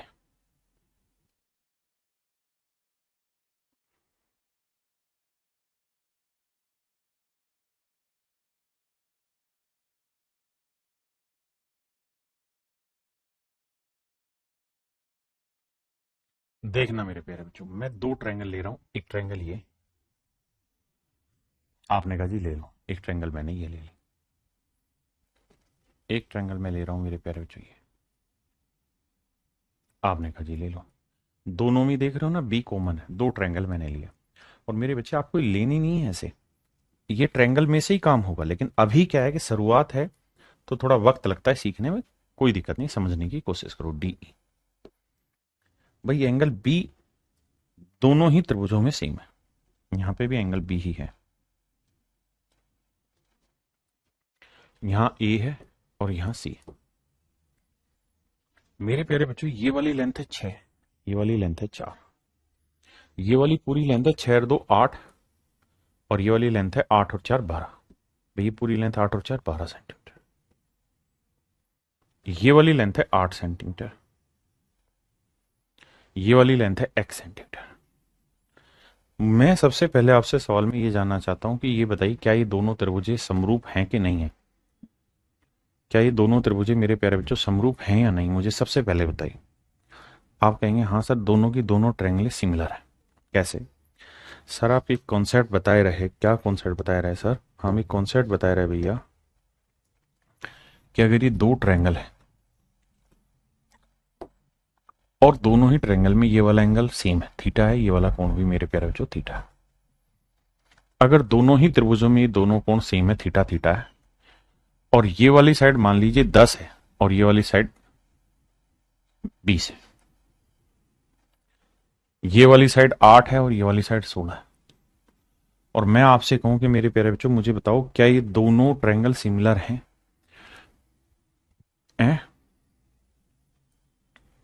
तो आप कहेंगे बिल्कुल है, क्योंकि सर आपने बताया था साइड एंगल साइड, ये साइड साइड का मतलब साइड के रेशियो, रेशियो अगर सर सेम आ जाए तो भी हम ये कह सकते हैं कि दोनों की दोनों त्रिभुजें समरूप है। जैसे अगर सर ध्यान दोगे तो दोनों जगह एंगल सेम है, ये वाला कोण और ये वाला कोण, बिल्कुल ठीक है। इन साइडों का रेशियो लोगे 1:2 आया, इन साइडों का रेशियो लोगे तो भी 1:2 आया, तो इनकी करस्पॉन्डिंग साइड्स का रेशियो भी सेम आ गया। कौन सी 2 करस्पॉन्डिंग साइड्स? वो 2 करस्पॉन्डिंग साइड जिनकी बीच का एक कोण बराबर आ रहा है। तो मेरे बच्चे दोनों कोण बराबर, मतलब एक कोण बराबर है और अगल बगल की साइडों के रेशियो सेम आ रहे हैं, तो इसका मतलब दोनों की दोनों त्रिभुजें समरूप होंगे। अब मैं सवाल को थोड़ा रूप बदलूंगा, और रूप बदल के आपसे चर्चा ये करना चाहूंगा कि मेरे भाई मैं लेंथ बदल दे रहा हूं, ये लेंथ 20 कर दे रहा हूं, ये लेंथ 10 कर दे रहा हूं, बाकी ये सेम है 8 और 16 ही है। तो आप मुझे बताइए अब क्या ये दोनों त्रिभुजें समरूप हैं? और अगर समरूप हैं तो मैं इनके नाम लिख रहा हूं एबीसी, तो बताना कौन सा एंगल किसके करस्पॉन्डिंग में, और ये है डीईएफ। तो ये तो तय है कि दोनों ही ट्रायंगल में ये मैंने कहा है कि एंगल ए बराबर है एंगल डी के, तो मैं दे ही रहा हूं। तो अब पूरी ट्रायंगल के नाम लिखो जो सिमिलर है, कि A B C D E F होगा या ए सी बी, क्या होगा वो बताना है। लगाइए दिमाग। तो आप कहेंगे सर दिमाग लगाने की जरूरत नहीं है। एक बात ये देखो कि रेशियो क्या आ रहा है, 2:1। यहां पे भी रेशियो क्या आ रहा है, 1:2, यानी रेशियो तो सेम है, 1:2 है, यहां पे भी 1:2 है। लेकिन करस्पॉन्डिंग साइड लेते हो तो ये देखना सर, एक के सामने वाली भुजा ये बनी तो ये वाला कोण, और यहां एक के सामने वाली भुजा ये बनी तो ये वाला कोण। तो करस्पॉन्डिंग रेशियो भी चेक करना, घुमा के भी देगा तो आप फंसना नहीं चाहिए। तो इसका मतलब सर बी और एफ बराबर होंगे, तो ए बी, तो यहां डी एफ लोगे। और तीसरा एंगल ये थीटा ए सी है, मतलब दो के सामने, तो यहां दो के सामने ई आए, तो यहां सी लिखोगे तो यहां ई लिखोगे। ज्योमेट्री इतनी आसान नहीं है कि हर चीज हवा में चली जाए। Geometry is basically A game of logic and practice. The practice you more, learn you more. पता नहीं इंग्लिश में क्या बोला, बट समझो। अब आइए सवाल पे। अब आप दिमाग दौड़ाइए कि क्या ये दोनों ट्रायंगल सिमिलर हैं तो एक्स की वैल्यू निकालो।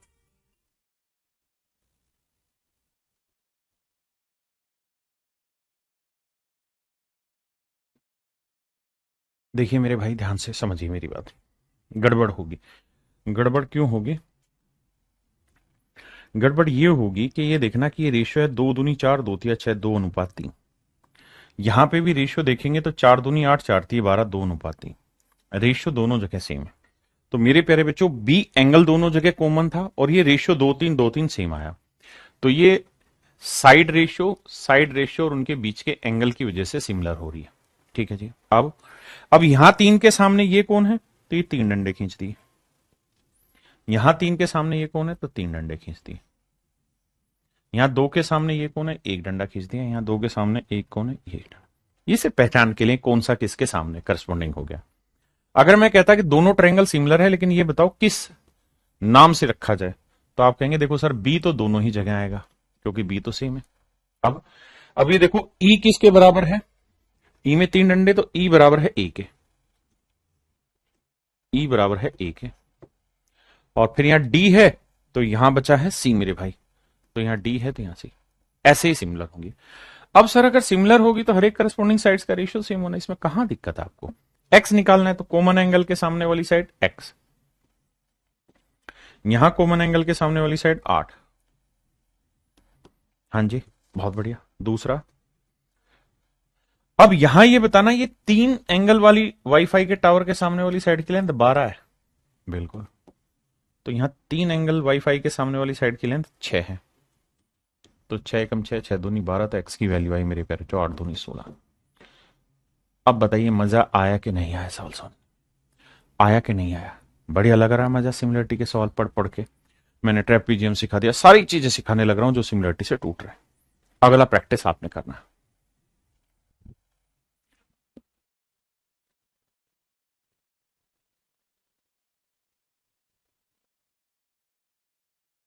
देखिए मेरे भाई, अब थोड़ा फास्ट फॉरवर्ड करने की कोशिश करते हैं। भाई ये रेशियो है 3:1। हाँ जी, कहता है एक्स का मान बताइए क्या होगा। आओ भाई लगाते हैं दिमाग। 2 ट्रायंगल बनाते हैं।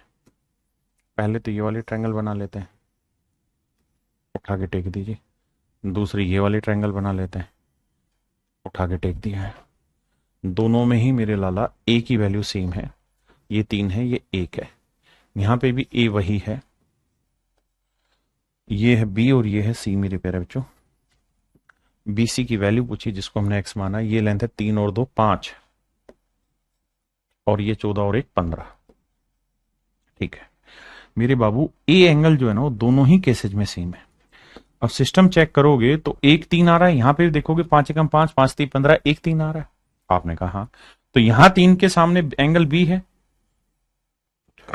तो यहां भी भाई एंगल 3, मतलब 3 के सामने एंगल बी होगा। यहां 1 के सामने सिंगल डंडा, तो यहां पे भी 1 के सामने सिंगल डंडा।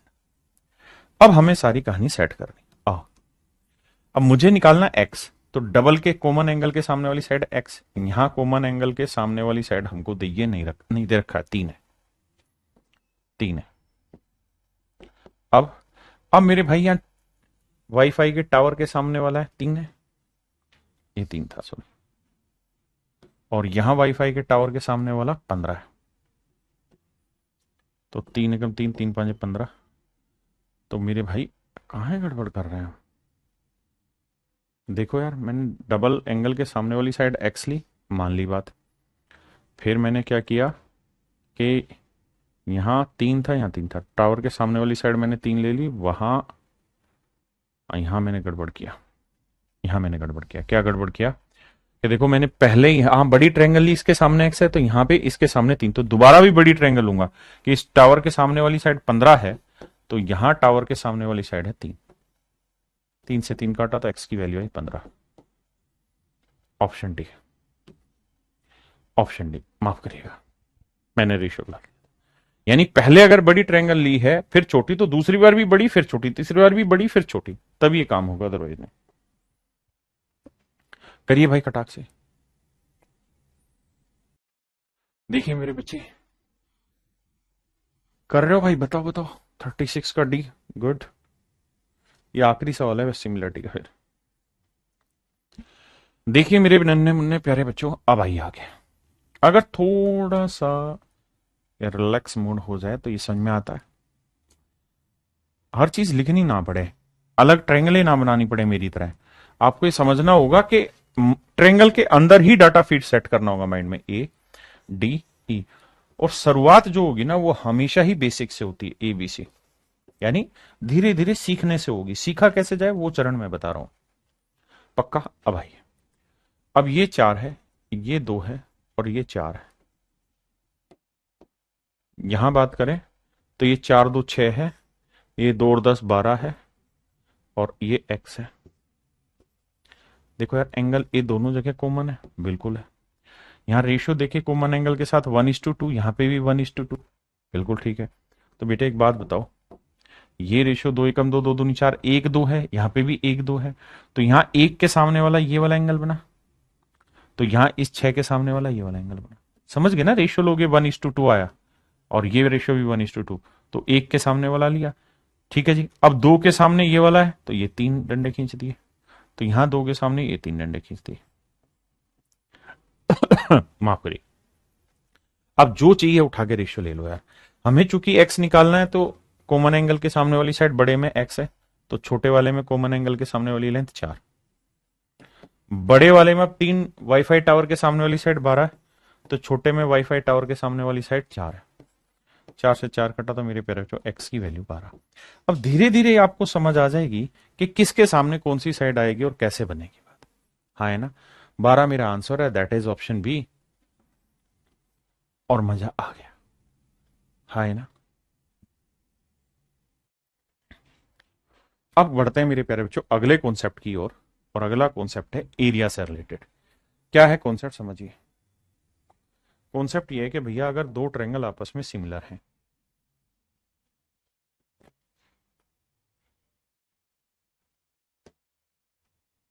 ये ए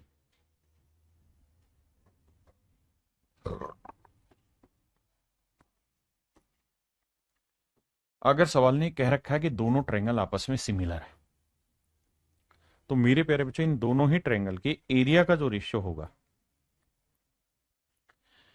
एरिया ऑफ ट्रायंगल एबीसी, यानी इनके क्षेत्रफलों का जो अनुपात होगा बटे एरिया ऑफ ट्रायंगल डीईएफ,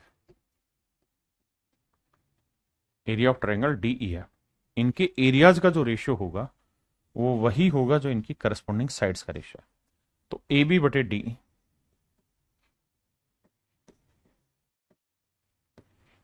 का जो रेशियो होगा उसका स्क्वायर है, ऐसे ही बी सी बटे ई एफ का जो रेशियो होगा उसका स्क्वायर होगा। यानी जो भी इनकी करस्पॉन्डिंग साइडें बनी, जैसे मान लीजिए ए बी डी ई के करस्पॉन्डिंग हुई, बी सी ई एफ के करस्पॉन्डिंग हुई, और ए सी डी एफ के करस्पॉन्डिंग हुई, तो कहता है इनके स्क्वायर के रेशियो में होगा।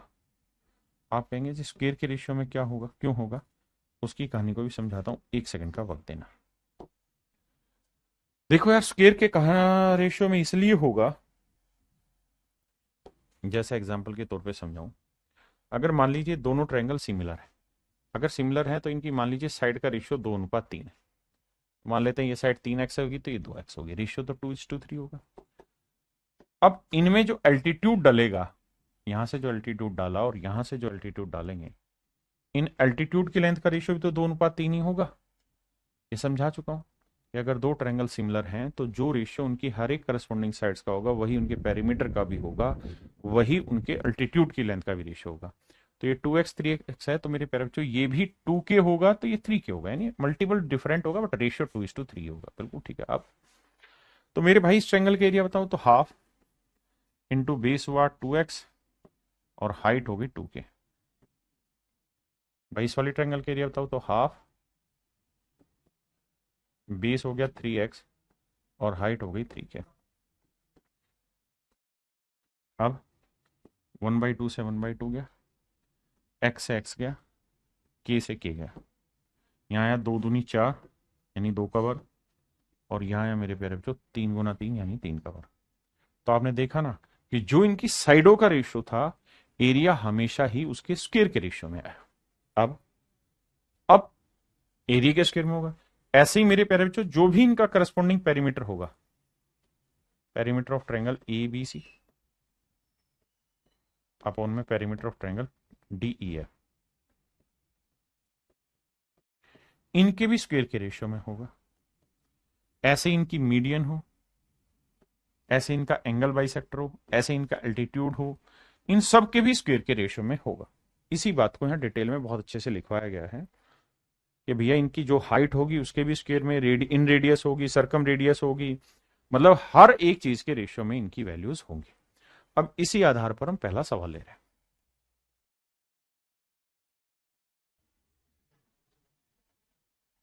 यहां से वो एरिया वाला कॉन्सेप्ट आ रहा है।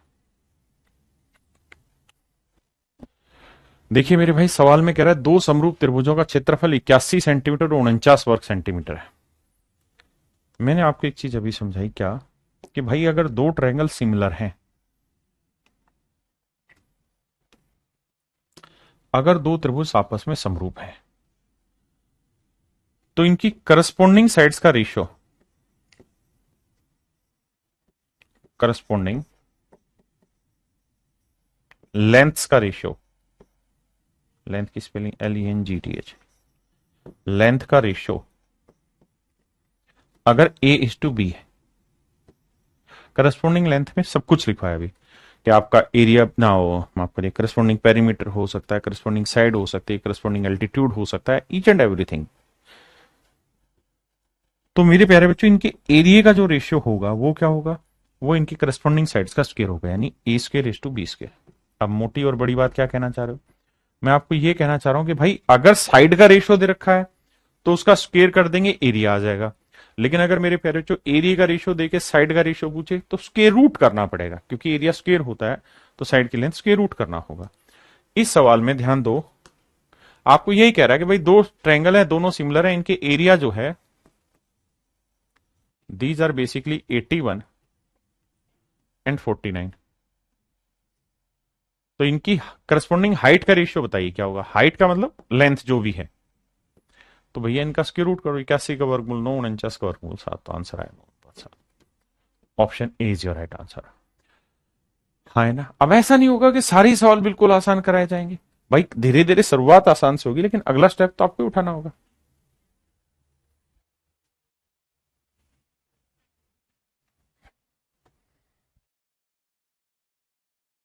आइए मेरे भाई देखें, सवाल में कह रहा है दो समरूप त्रिभुजों का क्षेत्रफल 169 और 121 है, एरिया दे रखा है 169:121 सेंटीमीटर स्क्वायर। तो भैया साइड का रेशियो क्या होगा, साइड के अंदर सब कुछ आता है, एल्टीट्यूड भी, मीडियन भी, रेडियस भी, सरकम रेडियस भी, साइड भी, पेरीमीटर भी। तो ये होगा स्क्वायर रूट 169 का वर्गमूल 13, 121 का वर्गमूल 11, 13:11 इनकी साइडों का रेशियो। अब कह रहा है बड़े त्रिभुज की सबसे लंबी भुजा 26 है, सब बड़े त्रिभुज की सबसे लंबी भुजा क्या है 26 सेंटीमीटर। तो 13 यूनिट 26, तो 1 यूनिट 2 सेंटीमीटर, तो 11 यूनिट की वैल्यू क्या होगी, 11 दूनी 22 सेंटीमीटर।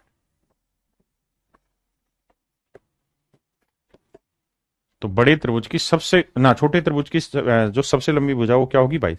भाई बड़े की सबसे बड़ी साइड 26 है तो छोटे की सबसे बड़ी साइड 22 होगी, क्योंकि हर साइड का रेशियो तो 13-11 होगा, तो नो डाउट। कह रहा भाई दो ट्रायंगल के एरिया का रेशियो दिया हुआ है, एरिया दिया हुआ है, एक का एरिया 25 है तो मेरे प्यारे बच्चों दूसरे का एरिया 36 है। तो एरिया का 25-36 है तो साइड का रेशियो क्या होगा? 5:6। 5:6। इसका मतलब ये हुआ मेरे प्यारे बच्चों कि हर करस्पॉन्डिंग हाइट की लेंथ 5 यूनिट है तो इसकी लेंथ 6 यूनिट होगी। तो पहले त्रिभुज की ऊंचाई 2.4 सेंटीमीटर है, तो दूसरे की हाइट क्या होगी?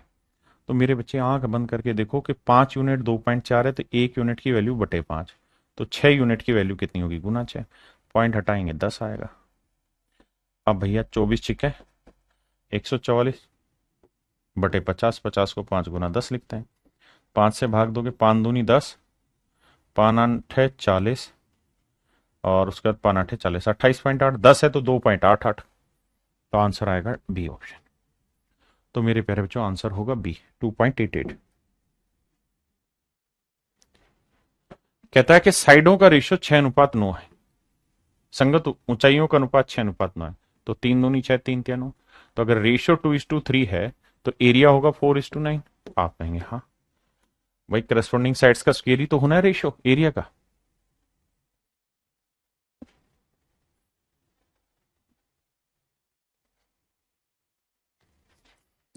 कह रहा है जी दो समरूप त्रिभुजों के क्षेत्रफलों का अनुपात 21 और 121 है ना, 81 और 121 है, तो मेरे प्यारे बच्चों 81 और 121 है, ये है आपके एरिया का रेशियो।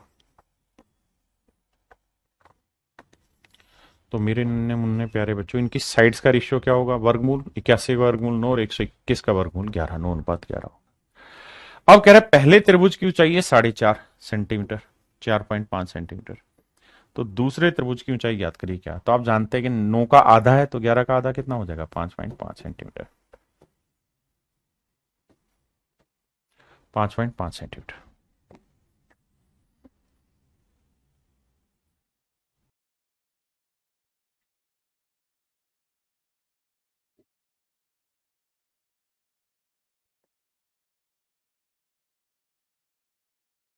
तुम्हारा लहजा बता रहा है कि दौलत नहीं नहीं। कह रहा है जी दो two corresponding median of two similar triangles are descended. कहता है साइड्स का रेशियो।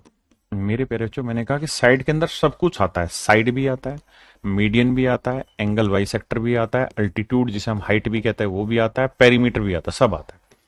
इनकी लेंथ का रेशियो दे रखा है 12:15। सेट करोगे तो 3×4 = 12, 3×5 = 15, 4:5। तो मेरे प्यारे बच्चों एरिया का रेशियो क्या आएगा? आप कहेंगे जनाब 4 का वर्ग 16, 5 का वर्ग 25। एरिया का रेशियो मेरे प्यारे बच्चों 16:25 आएगा। अब कह रहा है पहली ट्रायंगल के एरिया 288, तो 16 यूनिट रिप्रेजेंट कर रहा है 288 को।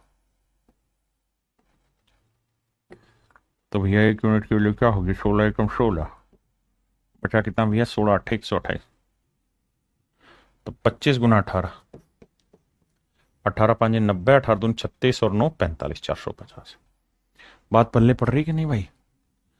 रोहित शर्मा गुरु जी बुक कब आ रही है आपकी? भाई बुक की मारो गोली, पहले सवाल पे आओ। तो आंसर क्या हुआ? 450। हाँ जी, कितने बच्चे समझ गए सवाल को?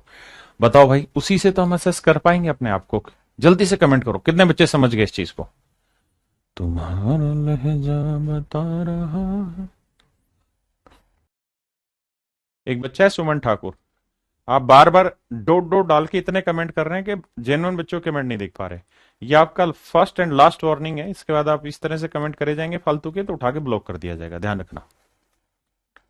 सवाल तो बन जाता है, राज कश्यप जी कह रहे, बट टाइम टेकन नहीं हो रहा। भाई अभी टाइम की टेंशन ना लो, अभी से प्रैक्टिस करो, करो कोशिश करो।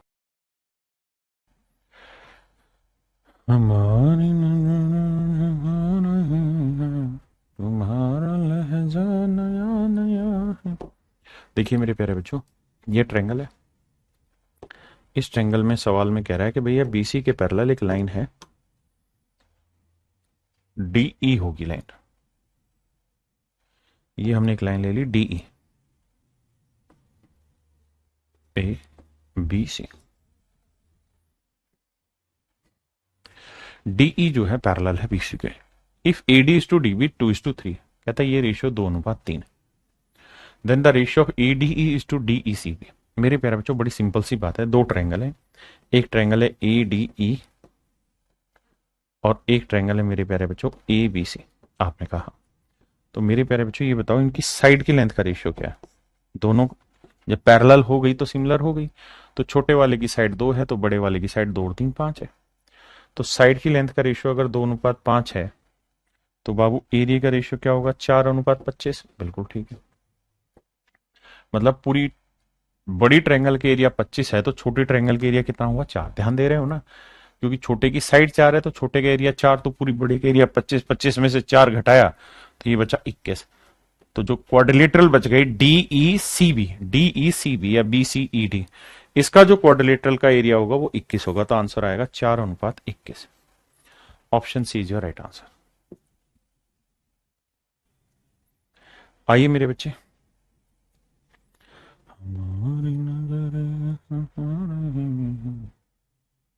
देखिए मेरे दोस्त, सवाल में कह रहा है कि एक ट्रायंगल है एबीसी, उसमें बीसी के पैरेलल एक लाइन हम खींचे हैं DE. This is the line that is parallel to BC, A B C. इसमें मेरे प्यारे बच्चों बीसी के पैरेलल एक लाइन हमने खींची डीई, बहुत सुंदर। डी रेखा खींची गई। यदि डीईसीबी का क्षेत्रफल 238 वर्ग सेंटीमीटर है तो एडी और एबी की लंबाई क्रम से 5 और 12। एडी की लंबाई है 5, ये लंबाई है मेरे प्यारे बच्चों 5, और एबी की लंबाई है 12, ये लंबाई है 12। तो मेरे भाई एक बात बताओ, दो ट्रायंगल सिमिलर हो गई, एक ए डी ई, बिल्कुल ठीक है। This is similar to triangle A B C, that is also similar. तो मेरे प्यारे बच्चों इनकी साइड की लेंथ का रेशियो क्या होगा 5:12। तो एरिया का रेशियो क्या होगा मेरे प्यारे बच्चों 5 का वर्ग 25, 12 का वर्ग 144। आपने कहा ठीक है। अगर बाबू ऐसा है तो इसका मतलब ये हुआ कि छोटी ट्रायंगल का एरिया 25 यूनिट है, छोटी ट्रायंगल का एरिया 25 यूनिट है, तो पूरी बड़ी ट्रायंगल का एरिया 144। 144 में से 25 घटाया तो बचा कितना भाई, 9 और 5 14, 2 और 1 3, 19, 119 यूनिट। तो इस चतुर्भुज का जो क्षेत्रफल है मेरे प्यारे बच्चों वो आएगा 119। भाई पूरे का कितना है 144, 144 में 25 हटाए 119 यूनिट है। जबकि सवाल में ये कह रहा है कि इस चतुर्भुज का क्षेत्रफल 119 यूनिट नहीं है, 238 वर्ग सेंटीमीटर है। तो भैया एक यूनिट की वैल्यू कितनी आई 2। तो कह रहा है एबीसी का एरिया बताओ, तो एबीसी का एरिया था 144, तो 144 गुना 2 कितना है मेरे प्यारे बच्चों 288 वर्ग सेंटीमीटर। तो मेरे भाइयों मेरा सही आंसर होगा 288 वर्ग सेंटीमीटर।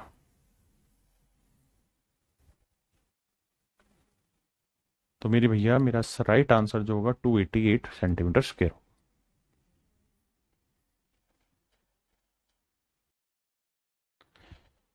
तुम्हारी नजर, देखिए मेरे प्यारे बच्चों सवाल में ये कह रहा है कि एक ट्रायंगल है ए बी सी, ए बी सी एक ट्रायंगल है बहुत सुंदर। इसमें हमने एक लाइन खींची है डीई जो बीसी के पैरेलल दे रखी है, ऐसा ही है ना। अच्छा हाँ, in a triangle ABC a line DE is drawn, English में गलत लिखा है, चेंज करना पड़ेगा। In a triangle ABC a line DE is drawn parallel to, parallel to BC. सवाल में ये कह रहा है कि बीसी के पैरेलल हमने एक लाइन खींची डीई, हिंदी में ठीक लिखा है कि भाई एबीसी में बीसी के पैरेलल हमने एक लाइन खींची डीई। अगर डीई मेरे प्यारे बच्चों मैंने पैरेलल खींची थी तो तय है कि दो सिमिलर ट्रायंगल बनी, एक A D E and second one is A B C. Is that okay? Yes sir. और मेरे प्यारे बच्चों सवाल में कह रहा है कि भैया जो ये लाइन पैरेलल खींची आपने इसकी वजह से क्या हुआ कि पूरी ट्रायंगल दो इक्वल एरिया में बट गई, यानी ये एरिया भी एक हो गया और ये वाला एरिया भी मेरे प्यारे बच्चों एक हो गया। तो यानी रेशियो आया 1:2। तो पूरी त्रिभुज का जो क्षेत्रफल है वो 1:2 में आ गया, यानी छोटी का एरिया 1 तो पूरी बड़ी का एरिया 2 आ गया। बिल्कुल ठीक है। अब मेरे प्यारे बच्चों, अगर एरिया का रेशियो 1:2 है तो साइड का रेशियो क्या होगा सर? स्क्वायर रूट तो 1 का वर्गमूल 1 और 2 का वर्गमूल निकलेगा नहीं तो √2 होगा। इसका अर्थ ये हुआ मेरे बच्चे कि छोटी ट्रायंगल की साइड की लेंथ का रेशियो अगर 1 यूनिट है तो पूरी बड़ी ट्रायंगल की साइड जो होगी वो √2 यूनिट होगी। अब मुझसे पूछ रहा है AD/DB का रेशियो, तो AD तो 1 होगा, DB क्या होगा? √2 - 1, तो ये वाली लेंथ होगी √2 - 1। तो जो आंसर आएगा ना मेरे बच्चे वो है AD/AB। तो AD की लेंथ है 1 और AD/DB है, तो DB की लेंथ होगी √2 - 1। अब मेरे बच्चों हम चाहूं तो इसका हर का परिमेयकरण कर सकते हैं, रेशनलाइजेशन कर सकते हैं। कैसे? ध्यान देना, √2 - 1 से ही ऊपर गुना, √2 - 1 से ही नीचे गुना, तो ऊपर आ जाएगा, मतलब √2 + 1 से नीचे गुना, √2 + 1 से ऊपर, ऊपर आ जाएगा √2 + 1 और नीचे आ जाएगा 1। And option C is your right answer. मेरे भाई ऑप्शन सी आपका करेक्ट आंसर है। चलिए मेरे प्यारे बच्चों, आज के लिए इतना ही रखते हैं, आप इतना करके आइए।